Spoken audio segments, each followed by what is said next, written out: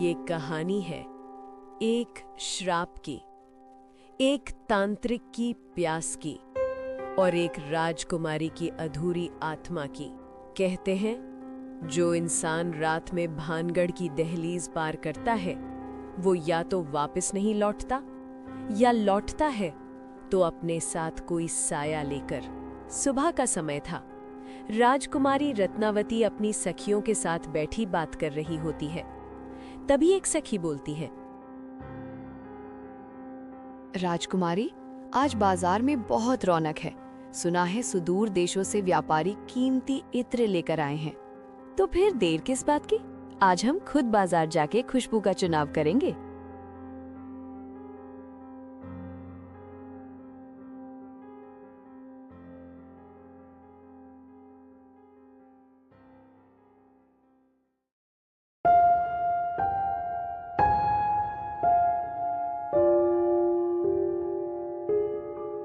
रानी रत्नावती अपनी सखियों और पहरेदारों के साथ इत्र से सजी हुई दुकानों पर इत्र का चयन करने के लिए बाजार में पहुंचती है। बाजार में चहल पहल है। रत्नावती अपनी सखियों और अंगरक्षकों के साथ एक इत्र की दुकान पर रुकती है। दूर एक काली कुटिया के बाहर खड़ा सिंघिया तांत्रिक उसे टकरती लगाकर देख रहा है। इतनी सुंदरता ये किसी राजा की महल की नहीं, मेरी कुटिया की शोभा होनी चाहिए। रत्नावती, तुम्हें पाना ही मेरे जीवन का लक्ष्य है। जब रत्नावती इत्र की बोतलें देख रही होती है, सिंघिया अपनी उंगलियों से हवा में कुछ मंत्र पढ़ता है और एक खास शीशी की ओर इशारा करता है। उस शीशी में काला धुआं जैसा कुछ समा जाता है। ये वशीकरण मंत्र था। रत्नावती उसी शीशी को उठाती है।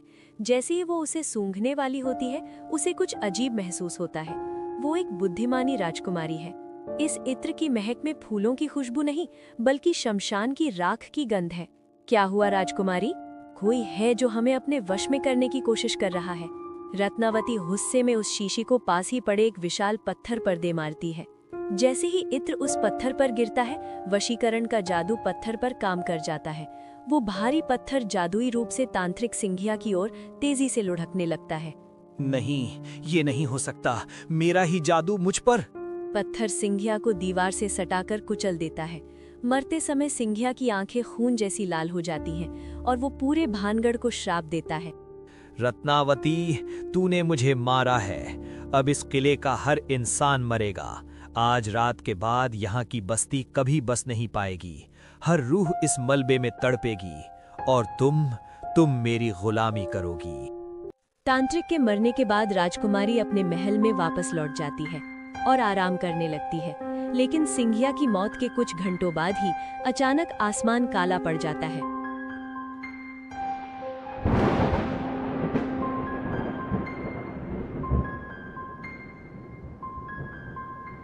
पड़ोसी राज्य अजबगढ़ की सेना अचानक हमला कर देती है। महल में कत्लेआम मच जाता है। खून की नदियां बह रही हैं। राजकुमारी को महल की सीढ़ियों पर घेर लिया जाता है। वो मरते दम तक लड़ती है, लेकिन अंत में मारी जाती है। उसका खून भानगढ़ की मिट्टी में मिल जाता है। राजकुमारी की मौत के बाद पूरा महल मिट्टी में समा जाता है और वर्तमान के खंडहरों में बदल जाता है। जहाँ कभी रौनक थी, वहाँ अब सिर्फ टूटे हुए पत्थर और सन्नाटा है। कहा जाता है उस रात के बाद भानगढ़ कभी नहीं जागा। कहते हैं तांत्रिक का श्राप आज भी उन दीवारों में कैद है। लोग कहते हैं कि राजकुमारी की आत्मा आज भी तांत्रिक के साए से लड़ रही है ताकि वो बाहर न निकल सके।